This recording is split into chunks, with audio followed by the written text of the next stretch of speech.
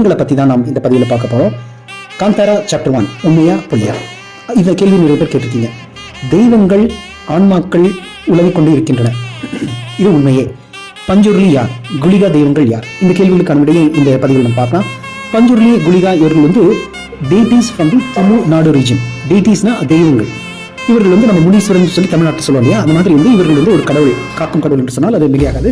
இதற்கான ஐதீகம் என்ன, எங்கேருந்து பிறந்தார்கள் என்று சொன்னால், சிவபெருமான் அவர் தவம் பண்ற இடத்துல கைலாயத்துல இந்த பன்றி முகம் கொண்ட இந்த தெய்வம் அங்க பார்வதியோடைய அனுகிரகம் கொண்ட இந்த பன்றி அங்க போய் தவத்தை கழிச்சிருது.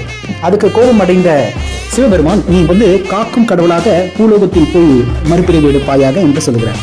ஸோ இப்படித்தான் இந்த டிவைன் டெய்ட்டியான பஞ்சுருளி, குளிகா இவர்கள்லாம் தோன்றிருப்பாங்க. இதுல குளிகா கொஞ்சம் இன்னும் ஒரு வேகமான ஒரு தெய்வமா இருக்கும், பஞ்சுருளி கொஞ்சம் ஒரு அமைதியான ஒரு தெய்வம். இவர்களை வைத்துத்தான் இந்த காந்தாரா என்கின்ற ஒரு அற்புதமான கதையும் தோன்றியது. அப்போ இந்த தெய்வங்களை வழிபடும் போது